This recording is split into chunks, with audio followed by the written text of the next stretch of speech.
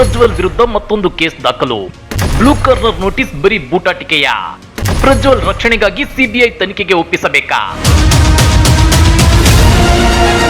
ಪ್ರಜ್ವಲ್ ರೇವಣ್ಣ ಅವರದ್ದು ಎನ್ನಲಾದ ರಾಸಲೀಲೆ pen drive ಪ್ರಕರಣ ದಿನಕ್ಕೊಂದು ತಿರುವು, ಕ್ಷಣಕ್ಕೊಂದು ಟ್ವಿಸ್ಟ್ ಪಡ್ಕೊಂತಿದೆ. ಪ್ರಜ್ವಲ್ ರೇವಣ್ಣ ಅವರ ವಿರುದ್ಧ ಮತ್ತೊಂದು ಕೇಸ್ ದಾಖಲಾಗಿದ್ದು, ಸಂತ್ರಸ್ತ ಮಹಿಳೆಯಿಂದ ಪೊಲೀಸರು ಸ್ಥಳ ಮಹಜರು ಮಾಡಿದ್ದಾರೆ. ಹಾಗಾದ್ರೆ ಪ್ರಜ್ವಲ್ ರೇವಣ್ಣ ಸರಿಯಾಗಿ ತಗಲಾಕೊಂಡ್ರ? ಇದರಿಂದ ಅಲರ್ಟ್ ಆದ ಮಾಜಿ ಸಿಎಂ ಎಚ್.ಡಿ. ಕುಮಾರಸ್ವಾಮಿ ಹೊಸ ಖ್ಯಾತೆ ತೆಗೆಯುತ್ತಿದ್ದಾರಾ? ಎಸ್ಐಟಿ ಮೇಲೆ ನಂಬಿಕೆ ಇಲ್ಲ ಅಂತಿರೋ ಕುಮಾರಸ್ವಾಮಿ ಮತ್ತು ಬಿಜೆಪಿ ನಾಯಕರಿಗೆ ಸಿಬಿಐ ತನಿಖೆ ಮೇಲೆ ಯಾಕೆ ಅಷ್ಟೊಂದು ಇಂಟ್ರೆಸ್ಟ್? ಸಿಬಿಐಗೆ ವಹಿಸಿದ್ರೆ ಈ ಪ್ರಕರಣವನ್ನ ಮುಚ್ಚಿ ಹಾಕಲಾಗುತ್ತಾ? ಅದನ್ನ ಡೀಟೇಲ್ ಆಗಿ ತೋರಿಸ್ತೀವಿ. ಆದ್ರೆ ಅದಕ್ಕಿಂತ ಮೊದಲು ನಮ್ಮ ಚಾನಲ್ ಅನ್ನು ಸಬ್ಸ್ಕ್ರೈಬ್ ಮಾಡ್ಕೊಳ್ಳಿ. ಹಾಗೇನೇ ಪಕ್ಕದಲ್ಲಿರೋ ಬೆಲ್ ಬಟನ್ ಅನ್ನು ಪ್ರೆಸ್ ಮಾಡಿ. ಲೈಂಗಿಕ ದೌರ್ಜನ್ಯ ಕಿರುಕುಳ ಆರೋಪ ಎದುರಿಸುತ್ತಿರುವ ಮಾಜಿ ಸಚಿವ ಎಚ್.ಡಿ. ರೇವಣ್ಣ ಅವರ ಪುತ್ರ ಸಂಸದ ಪ್ರಜ್ವಲ್ ರೇವಣ್ಣ ಅವರ ವಿರುದ್ಧ ಮತ್ತೊಂದು ಅತ್ಯಾಚಾರ ಪ್ರಕರಣ ದಾಖಲಾಗಿದೆ. ಇದರಿಂದ ಪ್ರಜ್ವಲ್ಗೆ ಮತ್ತಷ್ಟು ಸಂಕಷ್ಟ ಹೆಚ್ಚಾಗಿದೆ. ಸಂಸದ ಪ್ರಜ್ವಲ್ ರೇವಣ್ಣ ಅವರದ್ದು ಎನ್ನಲಾಗಿರುವ ಅಶ್ಲೀಲ ವಿಡಿಯೋ ಪ್ರಕರಣದ ತನಿಖೆ ನಡೆಸುತ್ತಿರುವ ಎಸ್ಐಟಿ ಅಧಿಕಾರಿಗಳು ವಿಡಿಯೋದಲ್ಲಿದ್ದ ಕೆಲ ಮಹಿಳೆಯರನ್ನ ಸಂಪರ್ಕಿಸಿ ದೂರು ನೀಡುವಂತೆ ಹೇಳಿದ್ರು. ಈ ಪೈಕಿ ಮಹಿಳೆಯೊಬ್ಬರು ಎಸ್ಐಟಿ ಅಧಿಕಾರಿಗಳ ಬಳಿ ಹೇಳಿಕೆ ನೀಡಿದ್ದಾರೆ ಎನ್ನಲಾಗುತ್ತಿದೆ. ತಮ್ಮ ಮನೆಯ ಕೆಲಸದಾಕೆಗೆ ಲೈಂಗಿಕ ದೌರ್ಜನ್ಯ ಕಿರುಕುಳ ನೀಡಿದ ಆರೋಪದ ಮೇರೆಗೆ ಹೊಳೆನರಸೀಪುರ ಠಾಣೆಯಲ್ಲಿ ಸಂಸದ ಪ್ರಜ್ವಲ್ ರೇವಣ್ಣ ಮತ್ತು ಮಾಜಿ ಸಚಿವ ಎಚ್.ಡಿ. ರೇವಣ್ಣ ವಿರುದ್ಧ ಎಫ್ಐಆರ್ ದಾಖಲಾಗಿತ್ತು. ಈ ಪ್ರಕರಣದ ವಿಚಾರಣೆಗೆ ಹಾಜರಾಗುವಂತೆ ತಂದೆ ಮಗನಿಗೆ ಎಸ್ಐಟಿ ನೋಟಿಸ್ ನೀಡಿದೆ. ಆದ್ರೆ ಎಸ್ಐಟಿ ವಿಚಾರಣೆಗೆ ಹಾಜರಾಗದೆ ಕಾಲಾವಕಾಶ ಕೋರಿದ್ದಾರೆ. ಈ ಬೆಳವಣಿಗೆ ಬೆನ್ನಲ್ಲೇ ಎರಡನೇ ದೂರು ದಾಖಲಾಗಿರುವುದು ಪ್ರಜ್ವಲ್ ರೇವಣ್ಣಗೆ ಮತ್ತಷ್ಟು ಸಂಕಷ್ಟ ತಂದೊಡ್ಡಿದೆ. ಇನ್ನ ಇದೇ ವಿಚಾರಕ್ಕೆ ಸಂಬಂಧಿಸಿದಂತೆ ರಾಜ್ಯ ಕಾಂಗ್ರೆಸ್ ಸರಣಿ ಟ್ವೀಟ್ ಮಾಡಿ ಬಿಜೆಪಿಯನ್ನ ಕುಟುಕಿದೆ. ಹಾಗಾದ್ರೆ ರಾಜ್ಯ ಕಾಂಗ್ರೆಸ್ನ ಆ ಟ್ವೀಟ್ ಗಳೇನಿದೆ ಗೊತ್ತಾ? ಅದನ್ನ ಒಂದೊಂದಾಗಿ ತೋರಿಸ್ತೀವಿ ನೋಡಿ. ಕಾಂಗ್ರೆಸ್ ಟ್ವೀಟ್ ನಂಬರ್ 1, ಮಹಿಳೆಯರ ಘನತೆ ಕಸಿದಿರುವ ಪ್ರಕರಣವನ್ನ ವ್ಯವಸ್ಥಿತವಾಗಿ ರಾಜಕೀಯ ಮೇಲಾಟದ ಪ್ರಕರಣವನ್ನಾಗಿ ಮಾಡಲು ಹೊರಟಿದ್ದಾವೆ ಬಿಜೆಪಿ ಮತ್ತು ಜೆಡಿಎಸ್ ಪಕ್ಷಗಳು. ರೇವಣ್ಣ ಕುಟುಂಬವೇ ಬೇರೆ, ನಮ್ಮ ಕುಟುಂಬವೇ ಬೇರೆ ಎಂದಿದ್ದ ಬ್ರದರ್ ಸ್ವಾಮಿಗಳು ಪೆನ್ ಡ್ರೈವ್ ಪ್ರಕರಣವನ್ನ ರಾಜಕೀಯ ದಾಳ ಮಾಡಿಕೊಳ್ಳಲು ಮುಂದಾಗಿದ್ದಾರೆ. ಬಿಜೆಪಿ ಹಾಗೂ ಜೆಡಿಎಸ್ ಪಕ್ಷಗಳಿಗೆ ನೈತಿಕತೆ ಇದ್ದಿದ್ದೇ ಆದ್ರೆ ಸಂತ್ರಸ್ತ ಕುಟುಂಬಗಳನ್ನ ಭೇಟಿಯಾಗಿ ಧೈರ್ಯ ತುಂಬುವ ಕೆಲಸ ಮಾಡಲಿ. ಎರಡೂ ಪಕ್ಷಗಳು ಸಂತ್ರಸ್ತ ಮಹಿಳೆಯರಿಗೆ ನ್ಯಾಯ ಒದಗಿಸುವಲ್ಲಿ ಕೆಲಸ ಮಾಡಿ ತಮ್ಮ ಅಭ್ಯರ್ಥಿಯ ತಪ್ಪಿನ ಕೆಲಸಕ್ಕೆ ಪ್ರಾಯಶ್ಚಿತ್ತ ಮಾಡಿಕೊಳ್ಳಲಿ ಅಂತೇಳಿ ರಾಜ್ಯ ಕಾಂಗ್ರೆಸ್ ಟ್ವೀಟ್ ಮಾಡಿ ಕುಟುಕಿದೆ. ಕಾಂಗ್ರೆಸ್ ಟ್ವೀಟ್ ನಂಬರ್ 2, ಇದು 4-5 ವರ್ಷದ ಹಿಂದಿನ ವಿಡಿಯೋ ಎಂದಿದ್ರು ರೇವಣ್ಣ. ದೇವರಾಜೇಗೌಡ 4-5 ತಿಂಗಳಿಂದಲೂ ವಿಡಿಯೋಗಳಿವೆ, ಸೂಕ್ತ ಸಮಯದಲ್ಲಿ ಬಿಡುಗಡೆ ಮಾಡುತ್ತೇನೆ ಎನ್ನುತ್ತಿದ್ರು. ಇದರ ಅರ್ಥ ಬ್ರದರ್ ಸ್ವಾಮಿಗಳಿಗೆ ಮೊದಲೇ ಎಲ್ಲವೂ ತಿಳಿದಿತ್ತು ಹಾಗೂ ಪೆನ್ ಡ್ರೈವ್ ಬಿಡುಗಡೆಗೆ ಕುಮಾರ ಕೃಪೆಯೂ ಇತ್ತು.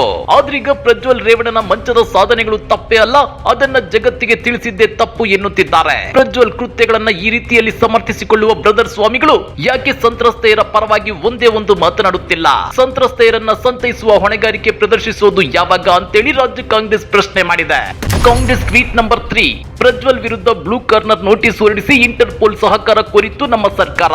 ಆದ್ರೆ ವಿದೇಶದಲ್ಲಿರೋ ಪ್ರಜ್ವಲ್ ಬಂಧನಕ್ಕೆ ಕೇಂದ್ರ ಸರ್ಕಾರದಿಂದ ಇದುವರೆಗೂ ಯಾವುದೇ ಸಕಾರಾತ್ಮಕ ಸಹಕಾರ ಸಿಕ್ಕಿಲ್ಲ.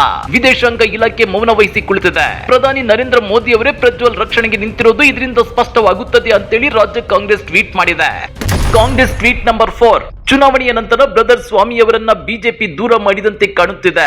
ಬ್ರದರ್ ಸ್ವಾಮಿಗಳು ಏಕಾಂಗಿ ಪ್ರೆಸ್ ಮೀಟ್ ಮಾಡ್ತಿದ್ದಾರೆ. ಅವರ ಹೆಗಲ ಮೇಲಿನ ಕೇಸರಿ ಶಾಲು ಮಾಯವಾಗಿದೆ. ಬಿಜೆಪಿ ಜೆಡಿಎಸ್ ಪಕ್ಷವನ್ನ ಬಳಸಿ ಬಿಸಾಡಿಯಾಗಿದೆ. ಈ ಮೈತ್ರಿಯಿಂದ ಬಿಜೆಪಿ ಹಾಗೂ ಜೆಡಿಎಸ್ ಎರಡೂ ಪಕ್ಷಗಳಿಗೆ ನಷ್ಟವಾಗಿದೆ ಎಂದು ಜ್ಞಾನೋದಯವಾಗಿದೆಯೇ ಅಂತೇಳಿ ರಾಜ್ಯ ಕಾಂಗ್ರೆಸ್ ಪ್ರಶ್ನೆ ಮಾಡಿದೆ.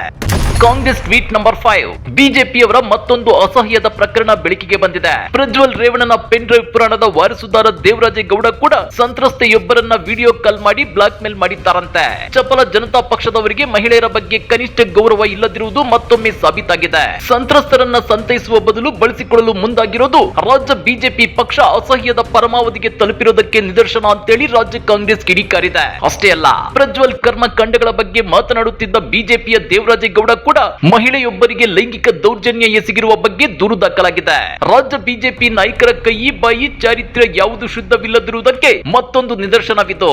ಬಿಜೆಪಿ ನಾಯಕರಿಗಾಗಿಯೇ ಕಳಚಲಾಗದ ಪ್ಯಾಂಟ್ ಅನ್ನ ವಿನ್ಯಾಸಗೊಳಿಸುವ ಅಗತ್ಯವಿದೆ ಅಂತೇಳಿ ರಾಜ್ಯ ಕಾಂಗ್ರೆಸ್ ಟ್ವೀಟ್ ಮಾಡಿ ಕುಟುಕಿದೆ. ಇದೆಲ್ಲದರ ನಡುವೆ ಪ್ರಜ್ವಲ್ ಪ್ರಕರಣ ಸಂಬಂಧ ಕಾರ್ತಿಕ್ ಹಾಗೂ ದೇವರಾಜೇಗೌಡಗೆ ಎಸ್ಐಟಿ ನೋಟಿಸ್ ನೀಡಿದೆ. ನೋಟಿಸ್ ತಲುಪಿದ 24 ಗಂಟೆಯೊಳಗೆ ವಿಚಾರಣೆಗೆ ಹಾಜರಾಗುವಂತೆ ಸೂಚನೆ ನೀಡಿದೆ. ನಿಮಗೆ ಗೊತ್ತಿರಲಿ, ಇತ್ತೀಚೆಗೆ ಕೆಲ ದಾಖಲೆ ಬಿಡುಗಡೆ ಮಾಡಿದ್ದ ದೇವರಾಜೇಗೌಡ ಮುಖ್ಯಮಂತ್ರಿ ಸಿದ್ದರಾಮಯ್ಯ, ಡಿಸಿಎಂ ಡಿಕೆ ಶಿವಕುಮಾರ್ ಹಾಗೂ ಸರ್ಕಾರದ ವಿರುದ್ಧ ಗಂಭೀರ ಆರೋಪ ಮಾಡಿದ್ರು. ಹೀಗಾಗಿ ತಮ್ಮ ಬಳಿ ಇರೋ ಸಾಕ್ಷ್ಯಾಧಾರಗಳು, ಮೊಬೈಲ್ ಸಂಭಾಷಣೆಯ ಆಡಿಯೋ, ಫೋಟೋ ದಾಖಲೆಗಳ ಸಮೇತ ವಿಚಾರಣೆಗೆ ಹಾಜರಾಗುವಂತೆ ಅಧಿಕಾರಿಗಳು ದೇವರಾಜೇಗೌಡರಿಗೆ ನೋಟಿಸ್ ಕೊಟ್ಟಿದ್ದಾರೆ. ಇನ್ನ ಕಹಾನಿ ಮೇ ಟ್ವಿಸ್ಟ್ ಏನು ಅಂದ್ರೆ, ಬಂಧನದ ಭೀತಿಯಿಂದ ವಿದೇಶಕ್ಕೆ ಪರಾರಿಯಾಗಿರೋ ಪ್ರಜ್ವಲ್ ರೇವಣ್ಣ ಮೇ 15ರಂದು ಬೆಂಗಳೂರಿಗೆ ಮರಳುವ ಬಗ್ಗೆ ಇಂಟರ್ಪೋಲ್ ಸುಳಿವು ಕೊಟ್ಟಿದೆ. ಪ್ರಜ್ವಲ್ ಜರ್ಮನಿಯ ಮ್ಯೂನಿಕ್ ನಿಂದ ಬೆಂಗಳೂರಿಗೆ ವಿಮಾನದ ಟಿಕೆಟ್ ಬುಕ್ಕಿಂಗ್ ಮಾಡಿದ್ದಾರೆ. ಮೇ 15ರಂದು ಹೊರಡುವ ವಿಮಾನ ರಾತ್ರಿ 12 12:30ಕ್ಕೆ ಬೆಂಗಳೂರು ತಲುಪಲಿದೆ ಅಂತೇಳಿ ಇಂಟರ್ಪೋಲ್ ಮಾಹಿತಿ ರವಾನಿಸಿದೆ ಎನ್ನಲಾಗ್ತಿದೆ.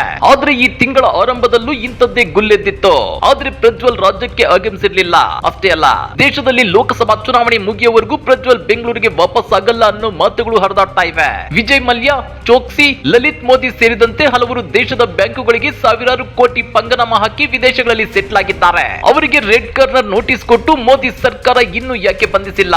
ಅವರನ್ನ ಪತ್ತೆ ಹಚ್ಚೋಕೆ ನಮ್ಮ ಕೇಂದ್ರ ಸರ್ಕಾರಕ್ಕೆ ಕಷ್ಟವಾಗ್ತಿದ್ಯಾ, ಇಲ್ಲ ಬೇಕು ಅಂತಲೇ ಅವರ ರಕ್ಷಣೆಗೆ ನಿಂತಿದ್ಯಾ ಅನ್ನೋ ಅನುಮಾನವೂ ವ್ಯಕ್ತವಾಗ್ತಿದೆ. ಇದೇ ರೀತಿ ಪ್ರಜ್ವಲ್ ರೇವಣ್ಣ ಪ್ರಕರಣದಲ್ಲೂ ಬ್ಲೂ ಕಾರ್ನರ್ ನೋಟಿಸ್ ಹೊರಡಿಸೋ ಬೂಟಾಟಿಕೆ ತೋರಿಸುತ್ತಿದೆಯಾ ಅನ್ನೋ ಶಂಕೆ ವ್ಯಕ್ತವಾಗ್ತಿದೆ. ಇದೆಲ್ಲದರ ನಡುವೆ ಎಸ್ಐಟಿ ತನಿಖೆ ಮೇಲೆ ರಾಜ್ಯ ಸರ್ಕಾರದ ಪ್ರಭಾವ ಬೀರುತ್ತೆ. ಹೀಗಾಗಿ ಈ ಪ್ರಕರಣವನ್ನ ಸಿಬಿಐಗೆ ವಹಿಸಿ ಅಂತೇಳಿ ಕಮಲದಳ ಪಕ್ಷಗಳ ನಾಯಕರು ಆಗ್ರಹಿಸುತ್ತಿದ್ದಾರೆ. ಹಾಗಾದ್ರೆ ಸಿಬಿಐ ಕೇಂದ್ರ ಸರ್ಕಾರದ ಅಧೀನದಲ್ಲಿದೆಯಲ್ವಾ? ಸ್ವತಂತ್ರ ತನಿಖಾ ಸಂಸ್ಥೆಗಳು ಅಂತ ಹೇಳ್ಕೊಂಡ್ರು ಈ ಸಂಸ್ಥೆಗಳ ಮೇಲೆ ಪರೋಕ್ಷವಾಗಿ ಸರ್ಕಾರಗಳು ಪ್ರಭಾವ ಬೀರುತ್ತಿರೋದಂತೂ ಮುಚ್ಚಿಟ್ಟ ಸತ್ಯವೇನೂ ಅಲ್ಲ. ಅಂದ್ರೆ ಸದ್ಯ ಬೀಸೋ ದೊಣ್ಣೆಯಿಂದ ಪಾರಾಗೋಕೆ ಪ್ರಕರಣವನ್ನ ಸಿಬಿಐಗೆ ವಹಿಸಿ ಅಂತೇಳಿ ಕಮಲದಳ ಪಕ್ಷಗಳ ನಾಯಕರು ಪಟ್ಟು ಹಿಡಿಯುತ್ತಿದ್ದಾರಾ? ಪ್ರಜ್ವಲ್ ಪ್ರಕರಣದಲ್ಲಿ ನಡೆಯುತ್ತಿರೋ ರಾಜಕೀಯ ಹೈಡ್ರಾಮದ ಬಗ್ಗೆ ನೀವೇನಂತೀರಾ? ಕಮೆಂಟ್ ಮಾಡಿ, ವಿಡಿಯೋ ಲೈಕ್ ಮಾಡಿ, ಶೇರ್ ಮಾಡಿ. ಇಂಥ ಮತ್ತಷ್ಟು ರೋಚಕ ರಾಜಕೀಯ ಸುದ್ದಿಗಳನ್ನ ಮಿಸ್ ಮಾಡದೆ ನೋಡಬೇಕು ಅಂದ್ರೆ ನಮ್ಮ ಯೂಟ್ಯೂಬ್ ಚಾನೆಲ್ ಅನ್ನ ಸಬ್ಸ್ಕ್ರೈಬ್ ಮಾಡ್ಕೊಳ್ಳಿ.